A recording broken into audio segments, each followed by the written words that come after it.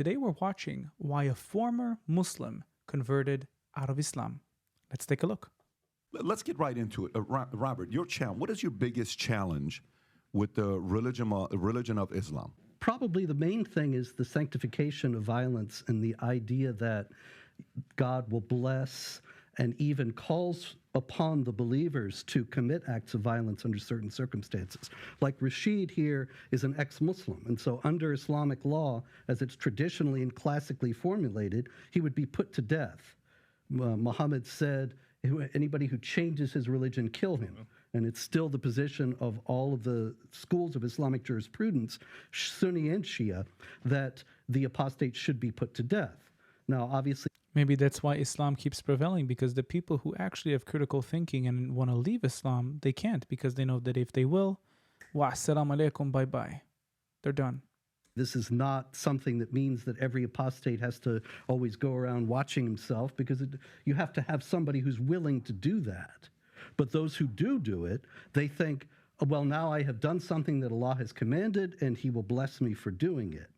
And me, myself, because I was standing up for the freedom of speech, 2015, Pamela Geller and I put on in Texas a Muhammad art exhibit and cartoon contest. And it was actually, we featured a lot of classic Shiite Persian art depicting Muhammad, as well as contemporary art that was from a more critical standpoint. And a couple of jihadis came from Phoenix, key members, actually, of the Islamic Community Center of Phoenix. One of them was featured in a recruitment video for them, and they tried to kill us.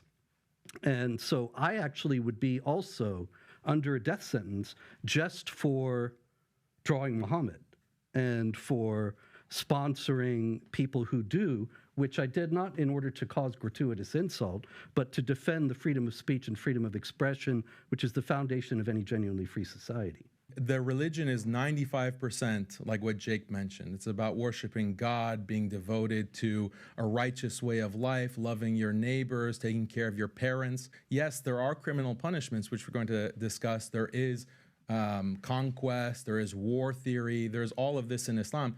But it's interesting how when a conversation is about Islam, we focus on that 5% instead of the 95% of what Islam is about. We don't see this kind of double standard with like Christians. So if you have someone like Matt Walsh is a traditional Christian. There's slavery in the Bible. There's punishment for blasphemers in the Bible. There's killing of heretics in the church tradition. There's no discussion of that with Matt Walsh, right? Or Ben Shapiro. There is killing of blasphemers in the Hebrew Bible. There is, punishments for apostasy in the Talmud. Yes, but you don't see Jews committing it right now in modern world. You don't see them doing that. And by the way, there's a lot of loopholes. There has to be at least two people watching the crime being committed in order for a punishment to take place. You don't see Jews and Christians trying to prevail their religions by violence and by killing kuffars. It's really not the case. In Islam, it is a key principle. And that's why when you talk about Islam, you have to bring up those jihadi actions so you can go to Jahannam or paradise. There's no discussion of that with Ben Shapiro. You can talk about, other values, and that's what the discussion focuses on. But the Islamophobic narrative is just lasering in on these specific topics. I'm wondering, like this standard of, there should be no punishment for blasphemy, for example. Let's just put that out there. There should be no punishment for mocking and insulting a religion, attacking people's values. Is that coming from a Christian perspective? Is that coming from is that coming from the church tradition? Is that coming from the Bible? Because when we look at the Bible, we see in Leviticus, we see in Deuteronomy that blasphemers should be put to death. Even if you entice, the Bible says, if you entice like your son or your daughter or your wife entices you to worship other than God, then have no mercy.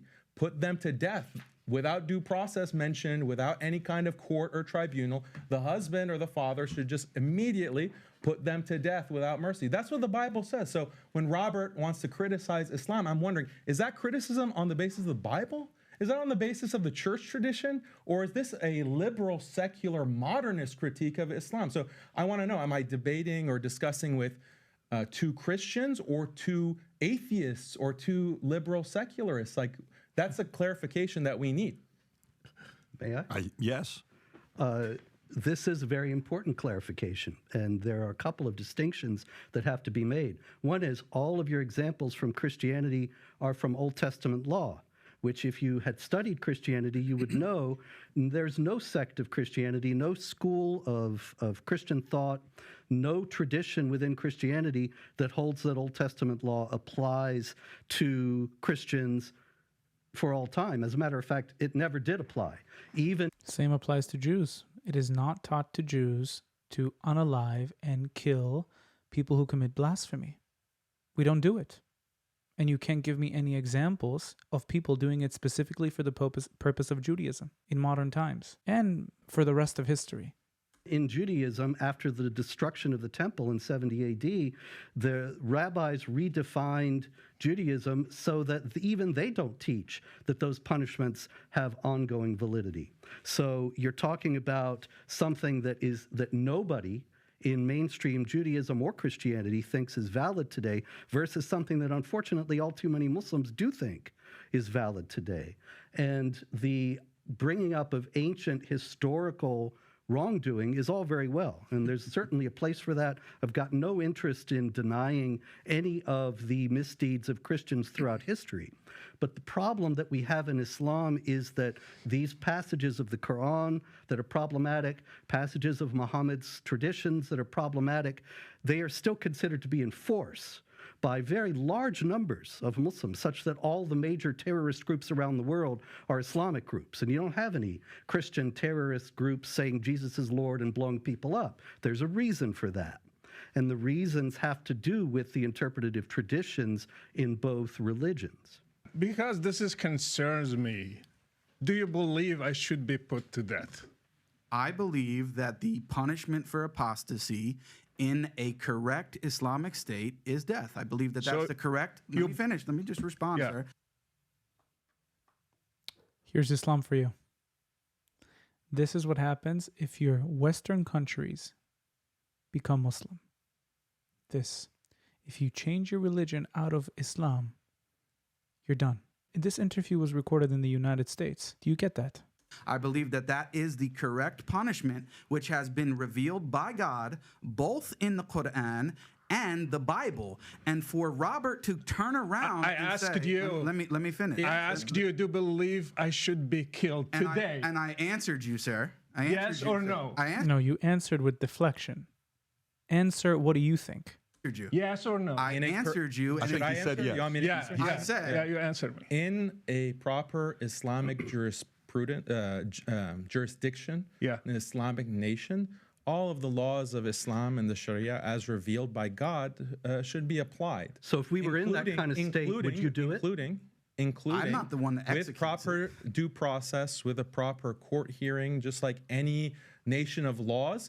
The laws of the Sharia should be applied, including the death penalty for not only apostates, but also blasphemers. You didn't answer me, yes or no? We did answer. Yes, you. we did answer. Yeah, so I should be killed. We did answer. I deserve to be killed because I left Islam and became a Christian. According to Islamic law, an apostate like you would be killed, yes. Okay, thank you. And according to the Bible. At least they're honest, huh? At least we have that. Let me. This is a fallacy. blasphemer. This is a fallacy. Robert, too cocky. Like you want to say you have it too. It's a fallacy. No. Let us discuss this because why is it a fallacy? It's a fallacy. Let me finish. Please condemn Jesus. Yeah. Please. Oh, you think you Condemn should? Jesus. Robert already Okay, condemned him. So You're lying. Let me Let's finish. be on let me record finish. saying you're lying Let- about that. Let me finish. That's what happened. Let's- You said let's- eventually we realized you. You're Just lying. let me finish. You Let's hear converted. Brother Rashid, and then I'll come to you. Go for You it. converted from Christianity to Islam. Your life is not under threat here in the U.S. I converted from Islam to Christianity. My life is under death. That's the difference between Christianity and Islam. Okay, so let me ask you this. Yes. I got a question for you guys. I'm a data guy. I'm a finance guy. How many Christians have died going from being Christian to Muslim? How many Muslims have actually been killed or died going from being a Muslim to a Christian? There's no data on that because these kinds of things are not recorded. They're not considered crime. There should be, in though, right? I Islam. mean, shouldn't there, even if there's some stories to be able to say Yes. you know, XYZ individual. I have stories. I have one in Mauritania who was condemned to be executed. We just got him out to Paris because we negotiated with the government there. I have people right now in Libya. They are under death penalty in Libya.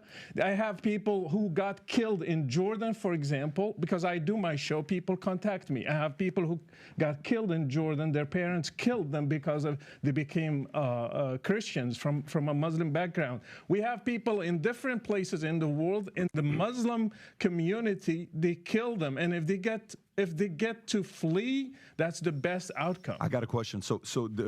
While I'm studying this, there's also, Daniel said something very interesting where the guidelines of Quran is based on the jurisdiction of the government, meaning where you live, the religion is follow whatever the laws are of that nation. Meaning, you can correct me. I'm just giving you what I've looked into.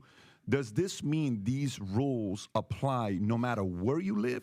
Is that across the board, or is it's more stricter in certain Muslim nations than other Christian nations? Islam is to be applied forever on every place since the time of Muhammad until today. So Muslims are just seeking to be a majority one day, and if Muslims are majority today, these two brothers will witness my killing in front of people, and they will be happy cheering the crowds that I was killed. So Islam is to be... If U.S. became majority Muslim today, you would be killed. I would be killed. Sharia is to be applied everywhere, every time, and that's the biggest difference with Christianity, because Jesus came and he stopped the Old Testament. He stopped he didn't stone the lady who committed adultery. He said in the law, tooth for tooth, and he said, no, you turn the other cheek. Jesus stopped the Old Testament. They don't have a New Testament in Islam. They have worse than the Old Testament. They have something that Muhammad never corrected. So today we have to do jihad. Today we have to kill the apostate. Today we have to kill the person who doesn't pray, even a Muslim. If he stops praying, he should be killed if he has no excuse. And they go to hell, and their skin is going to burn off and regrow and burn off again, and they're going to drink boiling water.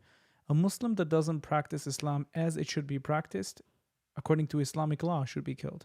Beautiful video, beautiful debate on Patrick Bet David. Thank you so much for watching this video. Please don't forget to like, comment, and subscribe so we can get to more people. Until next time, bye-bye.